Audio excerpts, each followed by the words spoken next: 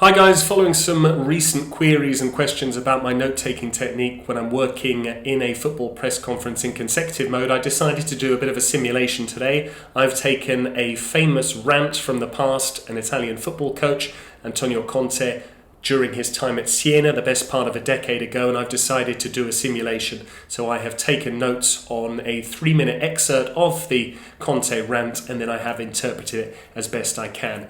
A few points. First of all, because it's a famous rant, yes, I own up, I had heard the details before, so perhaps some of those facts and figures stuck in my long-term memory, but I doubt it. My short-term memory is a lot better than my long-term memory, so that's obviously a major caveat. However, I chose it because the speed is quite challenging, but it's also a pace that you can encounter in a football interpreting setting. There are lots of numbers, another feature of working in the beautiful game. There are lots of names and references to other sides. It's also a challenge to really try and convey the rather assertive, shall we say, tone that Conte adopts. A few words on my performance. Not massively thrilled with my display. You can tell I've been on lockdown for the best part of 10 weeks. I'm a little bit rusty, but in this game you only get one try, which is why I did it straight off the bat, to use another sporting analogy.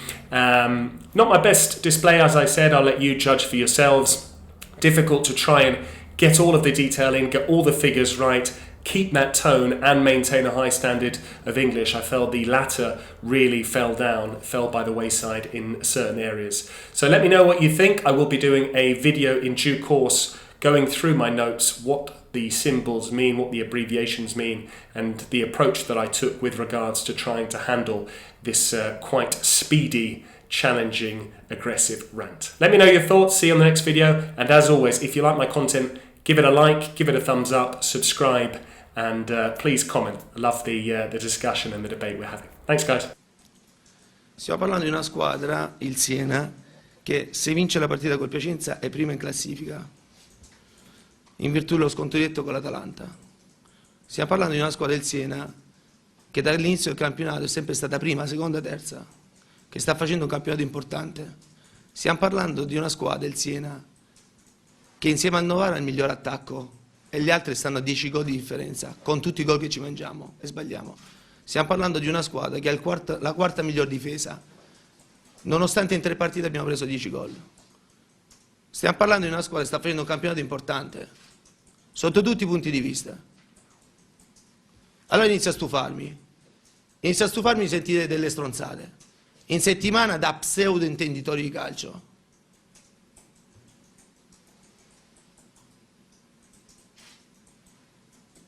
Abbiamo una squadra, ribadisco, in cui quest'anno siamo riusciti, col presidente e col direttore, ad abbassare il tetto ingaggi, che è una cosa fondamentale per queste società.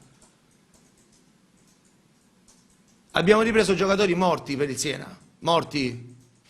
Sono rimasti giocatori qui che non avevano, praticamente, non voleva nessuno a Siena.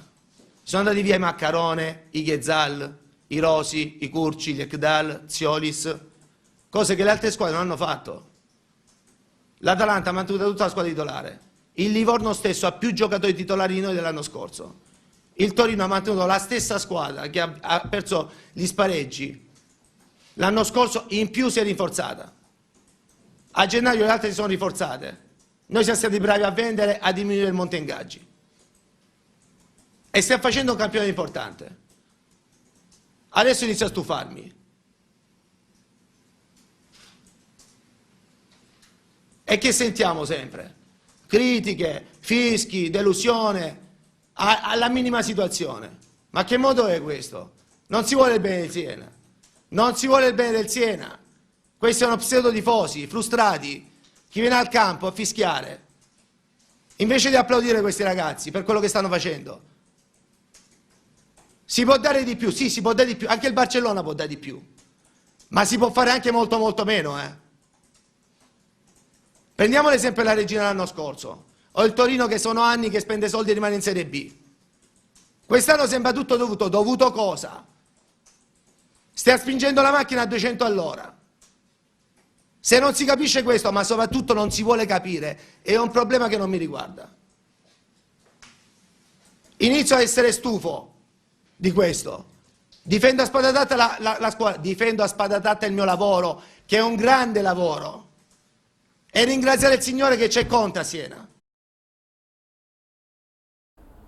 We're talking about a Siena side that if we win our match against Piacenza, we go top of the league thanks to our better head-to-head result against Atalanta. We're talking about a Siena side that has been in first, second or third spot since the start of the season. We're having a great campaign. We're talking about a Siena side that, along with Novara, has the best attack in the division. 10 more goals than any of the other sides, despite the fact that we miss a host of opportunities week in, week out. We're talking about a Siena side that has the 4th best defence in the division, despite the fact that we shipped 10 in the space of just 3 games. We're having a great season from every single perspective. And I'm starting to get a bit fed up because I'm hearing all of this bullshit from these so-called football experts. I'll say it again, this is a team that, along with the chairman and the sporting director, we have had to keep the same personnel as last season. Players whose careers were supposedly over, players that were dubbed finish, and we've brought down the overall wage bill as well. Players that have stayed that no one wanted, as I said, no other clubs would have wanted these players, and all of the likes of Maccarone, Getzal, Rossi, Curci, Ekdal, they've all left the club. Whereas other teams, Atalanta still have the same starting 11 from last season. Livorno not only have the same starting 11 from last season, they've also strengthened. Torino lost the playoffs and yet they've kept the same side as last season, and they've got better too. And other sides have made investments in January. Whereas we've sold players in January, we did well to keep the wage bill down. We're having an excellent season, which is why I'm starting to get fed up. I keep hearing all of this criticism, booing, disappointment. And why? There's no love for Siena. There's no love for Siena. And this is all from these frustrated so-called football experts, so-called fans. You know, that come to the stadium and boo rather than actually applauding the team. Yes, we can do more, but I tell you what, Barcelona can do more than us as well. We could even do a lot less than we're producing. Do we want to talk about Regina from last season, still the same side, or Torino that have been spending millions every year and yet they're still in Serie B? What else can we do? We're going 200 miles an hour. And if you don't understand this, or if you don't want to understand this, then that's not my problem. I'm starting to get fed up, and I defend the work that we're doing. I defend the job that I've done, which is a brilliant job. And you should thank God that Conte's at Siena.